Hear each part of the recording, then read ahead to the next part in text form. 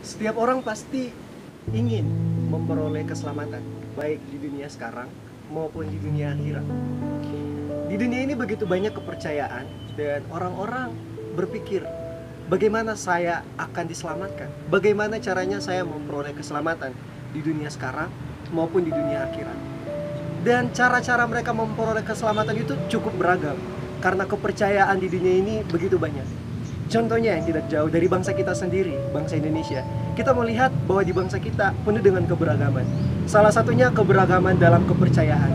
Begitu banyak agama-agama di bangsa Indonesia yang memiliki jalan keselamatannya sendiri. Nah, melalui cara keselamatan yang berbeda-beda ini, kita akan memperhatikan bahwa yang mana sih cara keselamatan yang benar? Apakah satu pihak saja yang memiliki jalan keselamatan yang benar atau semuanya sama?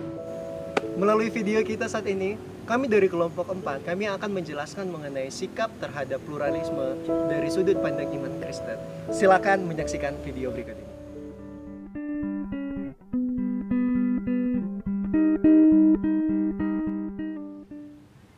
Perkenalkan, nama saya Limiani Zaluhu. Saya akan menjelaskan pengertian dari pluralisme. Pluralisme tidak menerima mengenai konsep segala sesuatu pada prinsip terakhir dan tertentu, melainkan menerima adanya keberagaman. Secara umum, pluralisme memiliki arti antropologis, religius, dan teologis. Ketiganya saling terkait, di mana agama dari sudut pandang adalah satu aspek kebudayaan. Namun kebudayaan bukanlah seluruh agama. Pluralisme kebudayaan adalah sikap menerima dengan baik keanekaan kebudayaan, gaya hidup yang berbeda-beda di dalam satu masyarakat, dan sikap percaya bahwa keanekaan ini memperkaya kehidupan manusia. Pluralisme agama adalah pengakuan mengenai hak dari kelompok-kelompok agama yang berbeda seperti Yahudi, Islam, dan Kristen, diizinkan secara hukum untuk berfungsi dalam suatu masyarakat. Maka sudut pandang yang berbeda sehingga penganutnya memiliki sikap terbuka terhadap adanya kebenaran, bahkan menerima kebenaran yang ada di dalam agama-agama lain. Argumentasi penganut paham ini adalah mereka menyatakan bahwa semua kebenaran dari semua agama yang ada di dunia ini memiliki tingkat dan nilai yang sama benar. Saya akan menjelaskan pluralisme menurut iman Kristen. Menurut Dr. Steve Indra Lumintang dalam bukunya Teologi Abu-Abu, pluralisme agama, doktrin yang telah diracun oleh pikiran kaum pluralis adalah kristologi dan soteriologi dengan cara mengevaluasi dan menginformasi ulang formula kristologi dan soteriologi tradisional. Mereka menginformasi ulang dengan cara operasi, yaitu memotong dan mengangkat keluar untuk dibuang jantung kekristenan, yakni finalis Yesus. Racun pluralisme pada akhirnya bermuara pada konsep dan praktik misi yang meniadakan arti penginjilan dalam arti pemberitaan Injil kepada orang-orang yang belum percaya, diganti dengan upaya mencari kebenaran Allah melalui persekutuan dengan orang-orang yang tidak seiman. Saya Ditanya Rita akan menjelaskan pluralisme dalam doktrin Kristus. Kaum pluralisme memahami ketuhanan Yesus yang dimulai dari manusia Yesus dari Nazaret. Metode pendekatan ini disebut Onunten atau the Christology from below, yang dipelopori oleh Wolfgang Pannenberg, bahwa Yesus diangkat Allah Bapa sejak pembaptisannya. Pemahaman ini mengemukakan bahwa Yesus sebagai manusia biasa, pemuda Yahudi yang dipilih Allah untuk menerima rohnya, sehingga ia menjadi manusia super atau manusia Allah.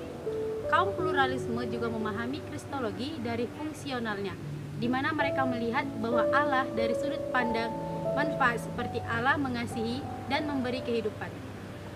Mereka memandang bahwa Yesus hadir di semua agama dan memandang Yesus sebagai pembebas manusia dari kemiskinan dan berbagai bentuk diskriminasi yang menghapuskan kemanusiaan manusia atau dehumanization. Dalam kristologi kosmik, kaum pluralis berpandangan bahwa Yesus sebagai penyelamat yang hadir tanpa batas, tempat, dan waktu untuk menyelamatkan semua manusia sekalipun tanpa mengetahui ketuhanannya. Berdasarkan hal ini, mereka menjalin atau berelasi dengan agama-agama lain.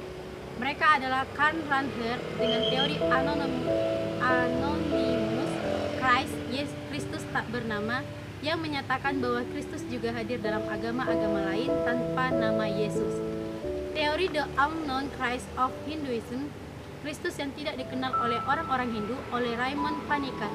Panikar mengajarkan bahwa Kristus tidak hanya dalam pengertian Kristus yang historis, melainkan juga Kristus yang ada dalam pikiran orang Hindu. Nama saya Juvantri Leo. Saya akan menjelaskan tentang pluralisme dalam doktrin keselamatan.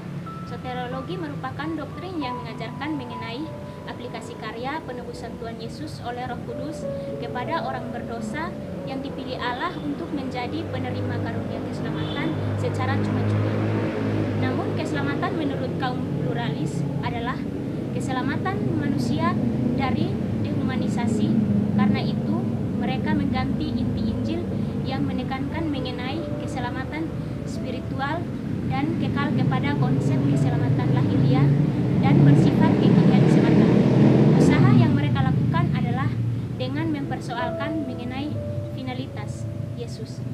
Tiap-tiap agama memiliki klaim keabsolutan dan kefinalitasan agama-agama masing-masing.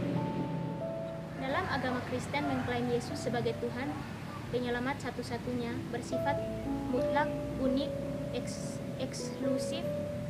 Klaim ini berimplikasi pada pernyataan bahwa tidak ada kebenaran keselamatan di luar Yesus, atau dengan kata lain, orang-orang yang tidak percaya Yesus atau menjadi Kristen merupakan orang-orang yang tidak memiliki kebenaran dan pasti binasa. Jadi finalitas Kristus identik dengan finalitas kekristenan, karena tidak ada kekristenan tanpa Kristus yang adalah pernyataan final Allah. Kekristenan merupakan agama yang mutlak dan sebagai agen misi keselamatan Allah yang mutlak di dunia. Kaum pluralis pada umumnya tidak mengakui gereja dijadikan agen tunggal misi Allah, karena bagi mereka Allah bekerja tanpa batas-batas apapun. Kerajaan Allah artinya Allah memerintah dunia secara langsung tanpa perantaraan gereja. Saya David akan menjelaskan sikap terhadap pluralisme. Sikap orang Kristen atau orang percaya terhadap pluralisme adalah menolak sepenuhnya pemahaman ini karena mengingat bahaya dari ajaran kaum pluralis, dan pada hakikatnya mereka menolak asas-asas utama dan mendasar dari kekristenan, yaitu menolak Alkitab sebagai wahyu Allah yang final, menolak keunikan dan finalitas Yesus, menolak gereja sebagai agen atau alat misi Allah dalam dunia, menolak misi proklamasi Injil dan misi penebusan, dan menolak semua eksistensi agama-agama yang ada di dunia. Sekian dari kelompok kami. Kurang lebihnya kami mohon maaf. Terima kasih.